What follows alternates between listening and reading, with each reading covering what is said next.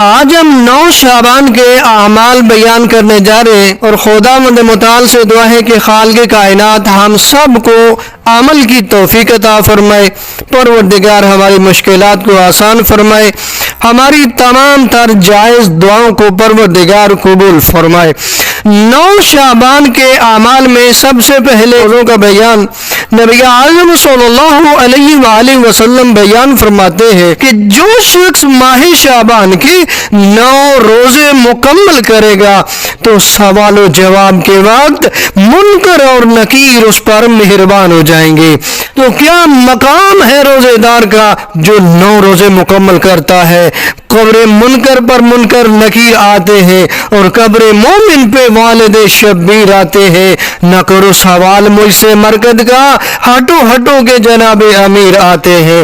ماہ شعبان کے 9 روزے سوال و جواب کے وقت اگر منکر نکیر آ بھی گئے تو مہربان ہو جائیں گے۔ آپ جانتے ہیں نا قبر بڑی مشکل ہے، آپ جانتے ہیں اور سنتے بھی رہتے ہیں، اندھیری کوٹڑی ہوگی، سیرانہ اینٹ کا ہوگا، اور اس میں شک نہیں ہے کہ قبر بہت مشکل ہے۔ اگر قبر مشکل نہ ہوتی اور اگر قبر کا عذاب نہ ہوتا تو معصوم کبھی نہ فرماتے مرنے والے کے لیے، مرحوم کے لیے نماز واسطے قبر پڑھے۔ اگر قبر مشکل ہے اور جو واقعی مشکل ہے، فشار قبر بھی ہوتا ہے، عذاب قبر بھی ہوتا ہے، فرشتوں کے سوال و جواب بھی ہوتے ہیں۔ فرمایا نبی اعظم صلی اللہ علیہ وآلہ وسلم نے فرمایا اگر قبر سے ڈر ہے نا، سوال و جواب سے ڈر ہے تو ماہ شعبان کے 9 روزے مکمل کر لو۔ اور اگر آپ نماز کے حوالے سے دیکھتے ہیں جو آج کی رات کی نماز ہے، یعنی 8 اور 9 شعبان کی درمیانی شب کی جو نماز ہے،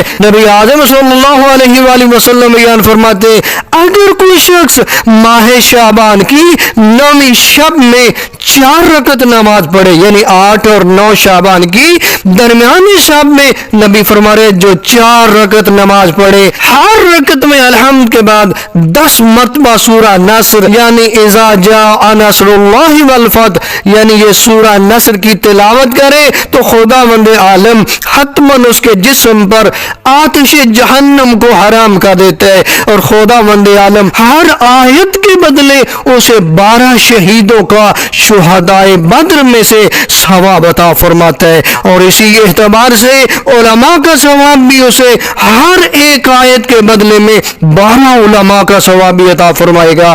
ہمیں اعمال کی اور ماہ شعبان کے روزوں کی توفیق عطا فرمائے۔ دیکھیں نا خدا اپنے بندے پہ کتنا مہربان ہے۔ 4 رکعت نماز ہے، ہر رکعت میں الحمد کے بعد 10 مرتبہ سورہ نصر پڑھنی ہے، اور اتنا بڑا ثواب 12 شہیدوں کا شہدائے بدر میں سے اور 12 علماء کا ہر ایک آیت کے بدلے۔ خدا اپنا بندے پہ کتنا مہربان ہے، اور خدا چاہتا ہے میرا بندہ آئے، میری بارگاہ میں آئے، میری بارگاہ میں آ کے مجھ سے مانگے، میں اسے عطا کر دوں۔ اس مبارک مہینے کے کچھ اعمال مشترکہ بھی ہیں، جیسا کہ صلوات شعبانیہ پڑھی جائے، مناجات شعبانیہ کی تلاوت کی جائے، 70 دفعہ ہر روز پڑھے استغفر اللہ و اسألہ التوبہ، زیادہ سے زیادہ درود پاک کی تلاوت کریں۔ ماہ شعبان کے مشترکہ اعمال میں سے ایک عمل ہے کہ 1000 مرتبہ آپ کہیں پورے شعبان میں لا الہ الا اللہ ولا نعبد الا ایاہ مخلصین لہ الدین